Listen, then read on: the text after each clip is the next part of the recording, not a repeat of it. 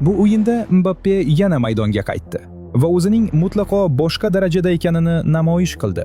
Jahon klublar chempionati chorak finalida Real Madrid Borussia Dortmundga qarshi o'ynadi.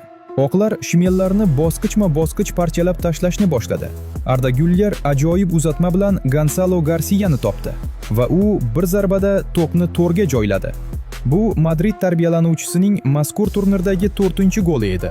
Oradan 10 daqiqa o'tib, madridliklar o'ng qanot orqali hujumni kuchaytirdi. Sani Arnold kuchli pas uzatdi va Francisco Garcia hisobni 2 marta oshirdi.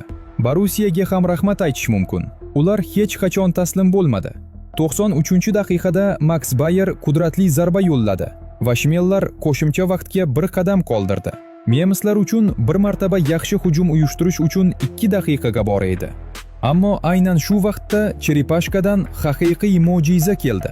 Mbappe nojnitsa uslubida zarba berib, Borussiya darvozasiga 3-topni yo'lladi. Darvozabon uchun mutlaqo imkoniyat qoldirmasdan bu gol g'alabani ta'minladi. Ammo bu bilan tasvir tugamadi. Nemislar markazdan o'yinni boshlab darhol hujumga o'tdi.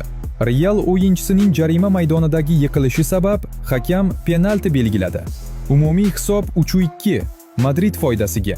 Endi yarim finalda Mbappe o'zining sobiq jamoasi PSJga qarshi maydonga chiqadi. Parijliklarni yirik hisobda mag'lub etish uchun unda barcha imkoniyatlar bor.